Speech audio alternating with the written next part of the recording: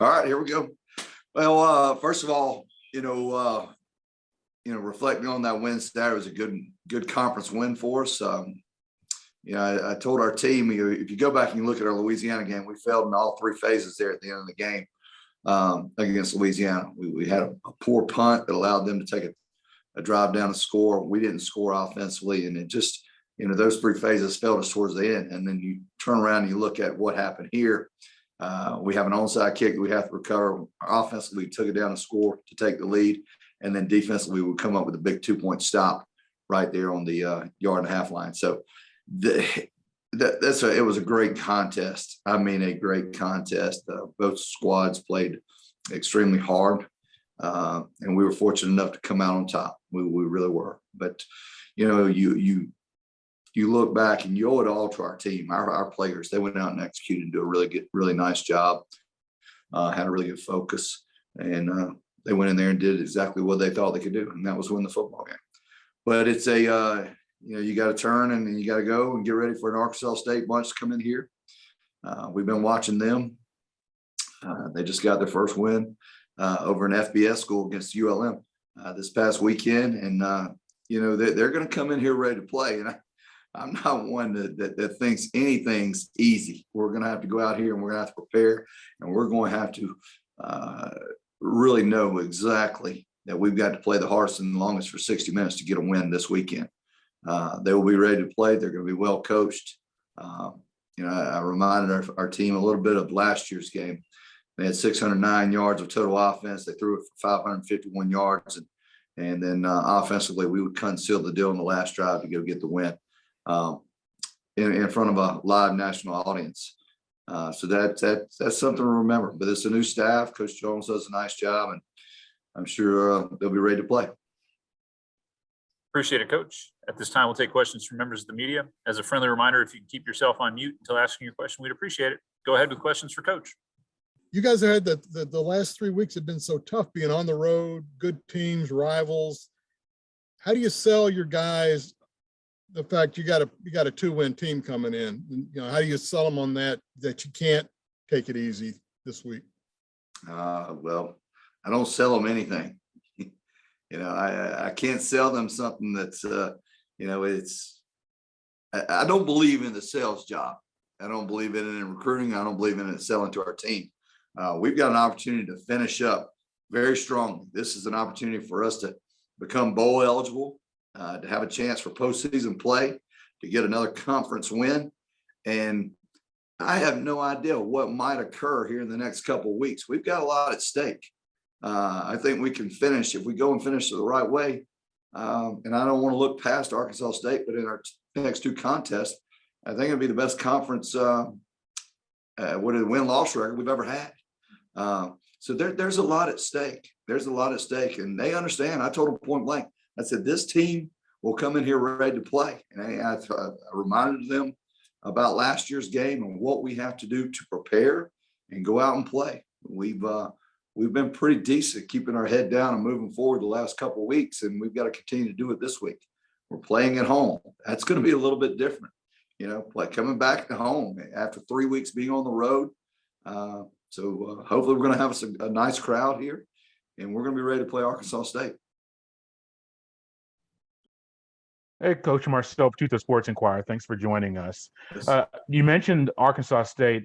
They lead the conference in passing yards with a Hatcher, proficient quarterback.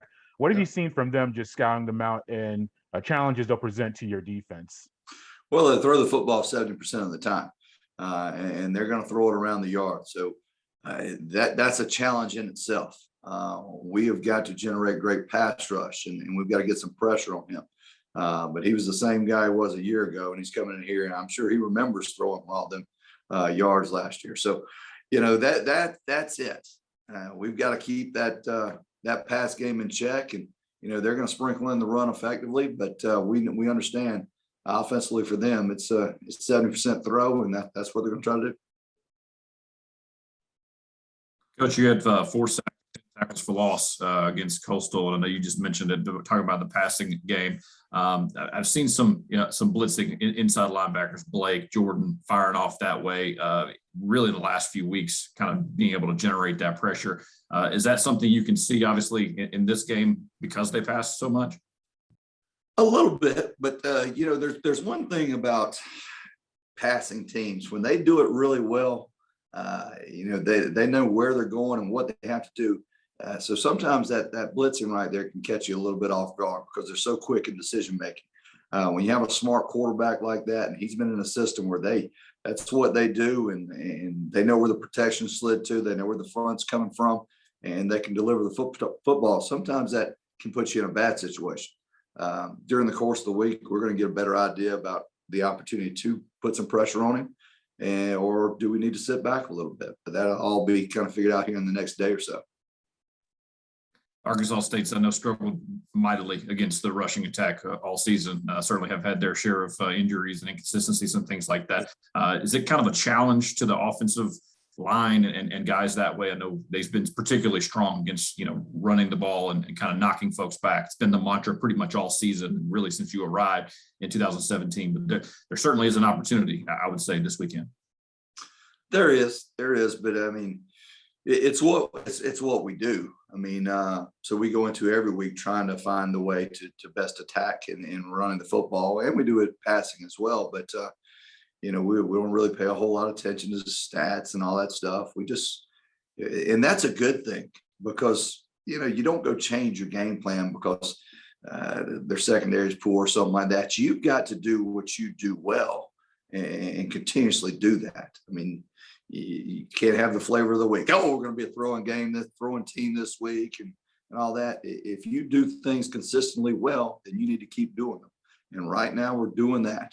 And just so happens our throw game came along last week. So, if you keep it balanced, I think we're going to be okay. Coach, wanted to ask about Jamil. He got the sack, forced fumble in that big moment in the fourth quarter. And, he was a quarterback last year, switched to outside linebacker. Just feels like one of those scenes out of a movie, just guy making a play like that after making that transition. What can you say about his development? He has developed nicely. When he came here, he was strong. He was physical. He loved the quarterback run. So he was like, give it to me. I want to be live today. I want to run over these guys. And I was like, listen, that's all well and good, Jamil, but your mentality is not so much as a quarterback's. It's more like a linebacker's. You strive off that energy of the contact. And, it's not easy to go from quarterback to linebacker. You could probably go to quarterback to maybe an H-back or put him out at wide out, and it's a much smoother transition. But he had to learn a whole new game, and he's done a nice job. And when given the opportunities, he's gotten in there and done a nice job. I still think the best is yet to come for him. Not even close. I mean, this guy has the tools to be a strong player for us, to really put some pressure on those quarterbacks and in the running game, be strong.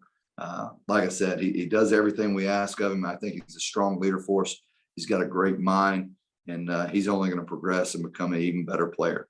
When he did hit the quarterback, I asked him, he didn't run through him. He kind of just, knocked him, and he said he was trying to recover the fumble. I said, listen, man, I said, you have no idea. He said, oh, I can tell he's going to fumble. I said, I have no idea. I said, you got to run through that guy's back because he just kind of bumped him and knocked him down. So we got to get him running through and trying to crack those backs a little bit more. Hey, Coach Marceau, once again, hoping to speak with Roger Carter later on this week. What about he had some big catches against Coastal? Just what about him this season, just his career, contributing to the program and being that big target for your quarterbacks? Roger just became the school leader and for tight ends in receptions, and I believe yardage as well. But Roger doesn't say a whole lot. He keeps his head down. He does exactly what we ask of him.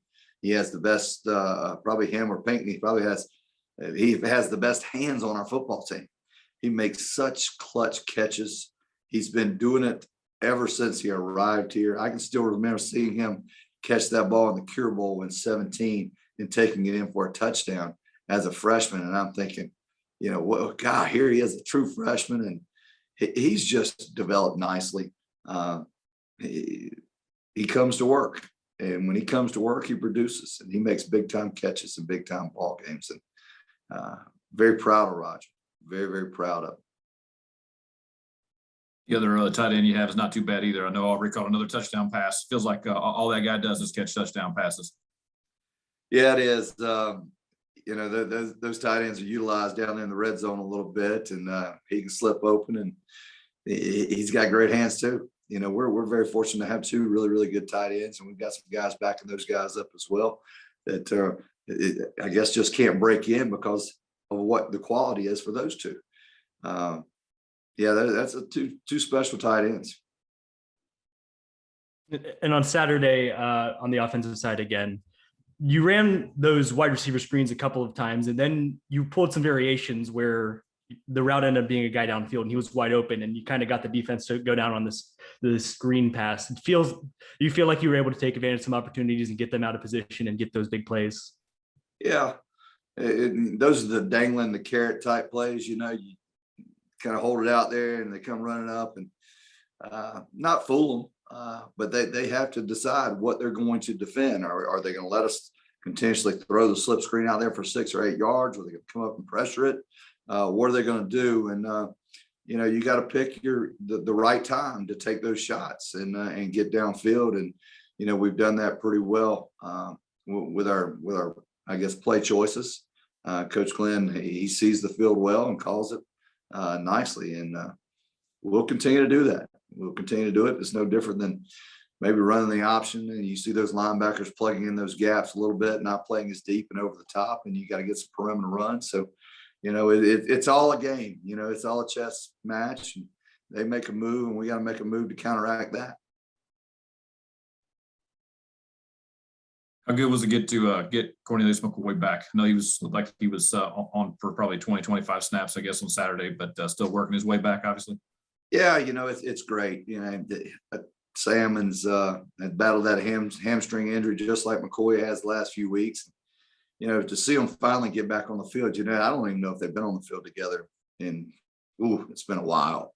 It's been a while. And those are two very, very good receivers for us.